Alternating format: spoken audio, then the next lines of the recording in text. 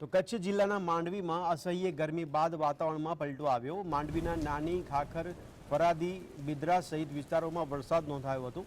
ત્યારે ધોધમાર વરસાદના પગલે પાણી વહી નીકળ્યા હતા અને હવામાન વિભાગે જિલ્લાભરમાં વધુ વરસાદની શક્યતા પણ વ્યક્ત કરવામાં આવી છે।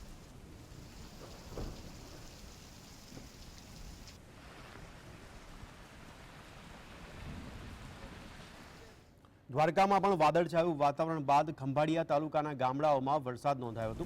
ખંભાળિયાના પરોડિયામાં ધોધમાર વરસાદથી માર્ગો પર પાણી ફરી વળ્યા હતા। તો પીપળિયા, મોટા માંડા જેવા ગ્રામ્ય ક્ષેત્રોમાં પણ છૂટોછવાયો વરસાદ નોંધાયો હતો।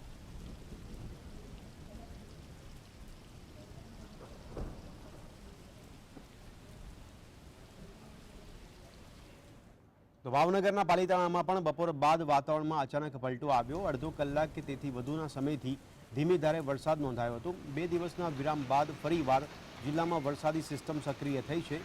નાના નાના ભૂલકાઓ વરસાદી માહોલનો આનંદ માણતા નજરે પડ્યા હતા। તો પાલિતાણાના કુંભણ, ખાખરિયા, સેંજાળિયા, વીરપુર, રંડોરા તથા જામવાડી, ભુંડરખા અને સહિતના અનેક પંથકોમાં મેઘરાજા મહેરબાન બન્યા હતા। વરસાદી માહોલ સર્જાવાને કારણે ખેડૂતો અને પાલિતાણા વાસીઓમાં ખુશીની લાગણી ફેલાઈ જવા પામી હતી।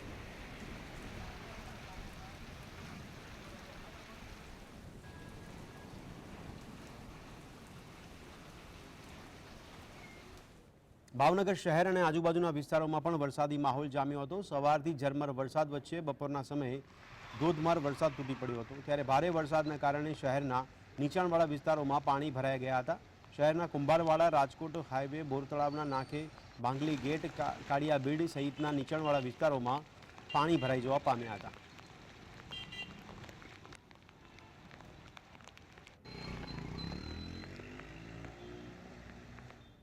તો ભાવનગર જિલ્લામાં પણ મેઘરાજા મહેરબાન થયા હતા અને ભાવનગરના ગ્રામ્ય પંથકમાં બપોર બાદ ધોધમાર વરસાદ શરૂ થયો હતો। જિલ્લાના શિહોર તાલુકાના અગિયાણી સહિતના વિસ્તારોમાં વરસાદ પડ્યો હતો। ભારે પવન સાથે ધોધમાર વરસાદ વરસતા ખેડૂતોમાં ખુશીનો માહોલ સર્જાયો હતો। લાંબા સમય બાદ વાવણી લાયક વરસાદ થતાં ધરતીપુત્રો ગેલમાં આવી ગયા હતા।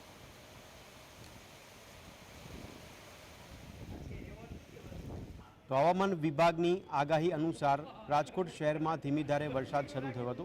રાજકોટના નાના મવા, સરકાર, કાલાવડ રોડ, યુનિવર્સિટી રોડ સહિતના અનેક વિસ્તારોમાં વરસાદ પડ્યો હતો।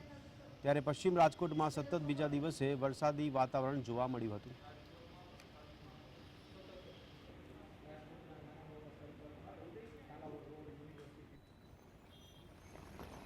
આ તરફ દાહોદ જિલ્લામાં પણ વરસાદી માહોલ સર્જાયો હતો। ત્યારે વીજળીના કડાકા ભડાકા સાથે શહેરમાં વરસાદનું આગમન થયું હતું।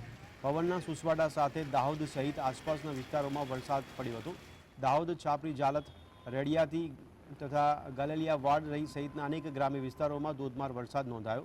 વરસાદને પગલે ધરતીપુત્રોમાં ખુશી ફેલાઈ હતી। જ્યારે વરસાદના આગમનથી વાતાવરણમાં ઠંડક પ્રસરતા લોકોએ ગરમીમાંથી રાહત મેળવી હતી।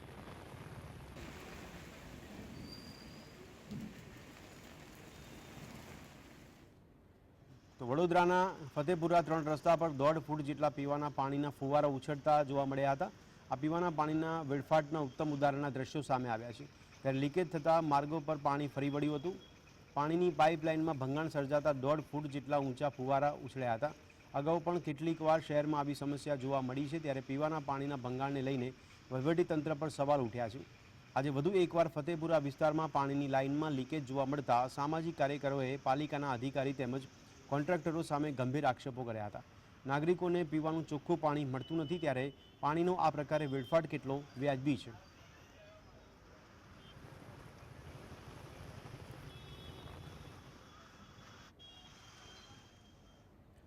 અમદાવાદમાં વરસાદ બંધ હોવા છતાં શૈલા વિસ્તારમાં આવેલા મહેર હોમ્સ અને અન્ય મકાન ધારકો પરેશાન થઈ ચૂક્યા છે।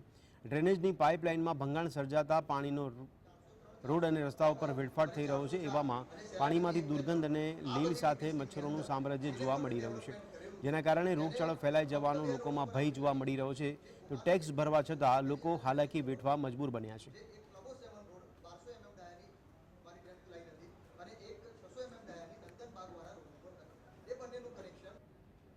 અમુક રોડ ઉપર ભરાવાના જે પ્રશ્નો થયા છે એ પ્રશ્નો માટે ઓડા અને એએમસી બંને સંસ્થાના અધિકારીઓ દ્વારા છેલ્લા 15 દિવસથી જે મોન્સૂન પ્રી મોન્સૂનની કામગીરી પણ કરવામાં આવી રહી છે અને સાથે સાથે આ કામગીરી પણ આ 3 દિવસથી બંને સંકલન ટીમો, બંને એજન્સીની, બંને ઓથોરિટીની સંકલન ટીમ દ્વારા કામગીરી કરવામાં આવી રહી છે. જે અમને એક તંત્ર દ્વારા એક લોલીપોપ આપવામાં આવી છે. અમારી અત્યારે એવી તૈયારી છે કે અત્યારે ગ્રામ પંચાયતને અમે એક નોટિસ આપેલી છે. આવતીકાલે અમે લોકો એક ઓડા અને ઓડાના ચેરમેન એમને એક નોટિસ આપીશું. જરૂર પડશે તો આ ઇસ્યુ મુખ્યમંત્રી સ્વાગત પ્રોગ્રામમાં લઈ જઈશું ને એના પછી જો જરૂર પડશે, અમારું કોઈ સાંભળશે નહીં તો અમે એને ઓનરેબલ હાઈકોર્ટના દરવાજા ખખડાવીશું. છેલ્લા વિસ્તારમાં ટાઉન પ્લાનિંગના નામે એટલું બજેટ ફાળવાનું છે, પણ જમીન ઉપર કોઈ પણ બજેટ દેખાતું નથી. ના સેલામાં રસ્તાઓની પ્રોપર વ્યવસ્થા છે, ના ગટરની પ્રોપર વ્યવસ્થા અહીંયા કરવામાં આવી છે, ના અહીંયા કચરાનો નિકાલ થાય છે. અહીંયા અમુક તળાવો છે, એમાં બિલ્ડરો પોતાનું ગાર્બેજ નાખીને વયા જાય છે, તળાવો નિષ્ઠો નાબૂદ થવાના છે. ડ્રેનેજની કોઈ જ વ્યવસ્થા અહીંયા થતી નથી. અમે એટલી સોસાયટી દ્વારા રજૂઆતો કરેલી છે, ઓડાને રજૂઆત કરેલી છે, પણ કોઈ પણ રજૂઆતનો હજી સુધી આન્સર અમને મળ્યો નથી. અમદાવાદમાં આવેલા સહેલા વિસ્તારમાં ગામડામાં પણ ન જોવા મળે એવા દ્રશ્યો છે તે જોવા મળે છે. અહીંયા ડ્રેનેજ ઓવરફ્લો, ખરાબ રસ્તા, વીજળી વગેરે જેવી મહત્વની જે સમસ્યાઓ છે તે સમસ્યાઓ જોવા મળી રહી છે. છેલ્લા ઘણા છે સમયથી આ પ્રકારની જે સમસ્યાઓ છે તે જોવા મળી રહી છે, છતાં તેનો ઉકેલ આવ્યો નથી. ત્યારે જે સ્થાનિકો છે તે સ્થાનિકોમાં ઉગ્ર રોષ જોવા મળી રહ્યો છે અને હાલ જે સેલા ગ્રામ પંચાયતની ઓફિસ છે ત્યાં તેઓ પહોંચ્યા છે અને પોતાના પ્રશ્નોની રજૂઆત કરી રહ્યા છે. જે કોર્પોરેશનના અધિકારીઓ હોય, ઔડાના અધિકારીઓ, તેઓ પણ અહીંયા ઉપસ્થિત છે અને જે સ્થાનિકો છે તેમની સમસ્યા રજૂ કરી રહ્યા છે. તમે જોઈ શકો છો કે જે બહેનો છે, જે ભાઈઓ છે, તેઓએ કાળા રંગ લગાવીને છે તે વિરોધ વ્યક્ત કર્યો છે, કારણ કે ઘણા લાંબા સમયથી છે તે આ સમસ્યા છે તે જોવા મળી રહી છે, તેનો કોઈ ઉકેલ આવતો નથી. વાત કરીશું જે સ્થાનિકો સાથે. આપનું નામ? ખ્યાતિ શાહ. ખ્યાતિબેન, શું કહેશો? આ રીતે વિરોધ કરી રહ્યા છો, બ્લેક કલર લગાવ્યો છે, કઈ પ્રકારની સમસ્યા? બ્લેક ડે જ છે અમારા માટે. 15 દિવસ થઈ ગયા, હજુ સુધી કોઈ ઉકેલ આવ્યું નથી. અમને એમ કે આજે આવશે, કાલે આવશે. ઇવન ગવર્મેન્ટમાં બી એજ્યુકેશનનું મહત્વ વધી ગયું છે, તો અમને એમ કે there are educated people in the government side who can play their role very well, but I feel the town planning which has been done, but they don't have that much sense that when you are doing a town planning, you need to take 3 points very much clearly: the drainage, the water supply and the electricity and the roads. But what they are failing is they are doing the town planning, they are giving the BU permission illegally, I feel, but there is zero drainage, zero water supply, zero road and zero electricity. These are the basic needs of the resident people over here in Shela.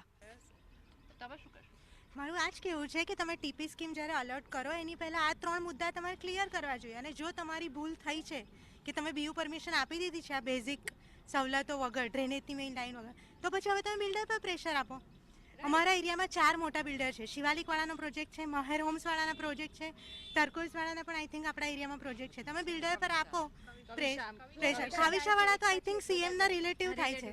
તમે એના પર pressure આપો કે એ લોકો આ issue solve કરે. જો તમે ઓડા માટે ગાર્ડન બનાવી શકતા હોય, બરાબર, ઇન્કમટેક્સમાંથી બાદ મળવા માટે, તો તમે આ કામ કેમ ના કરી શકો? તમે લાખો કરોડોના ફ્લેટ વેચ્યા છે. અમે કોઈ એમને નથી બોલતા, કેટલા પૈસા અમે ઇન્વેસ્ટ કર્યા છે. તે રીતે કે જે લોકો છે તે લોકોમાં ઉગ્ર રોષ જોવા મળી રહ્યો છે અને તેઓની એક જ માંગ છે કે જેમ બને એમ જે જલ્દી છે તે આ સમસ્યાનો ઉકેલ લાવવામાં આવે. વોટ લેવા માટે આવતા નેતાઓ પણ હાલ ગાયબ છે, તેઓ પણ તેઓની સમસ્યા છે તે સાંભળતા નથી. ત્યારે હવે જોવાનું એ રહે છે કે જે આ સમસ્યા છે તેનો ઉકેલ ક્યારે આવે છે. કેમેરામેન મિત ભટ્ટ સાથે ઝલક અધ્યારું, GSTV.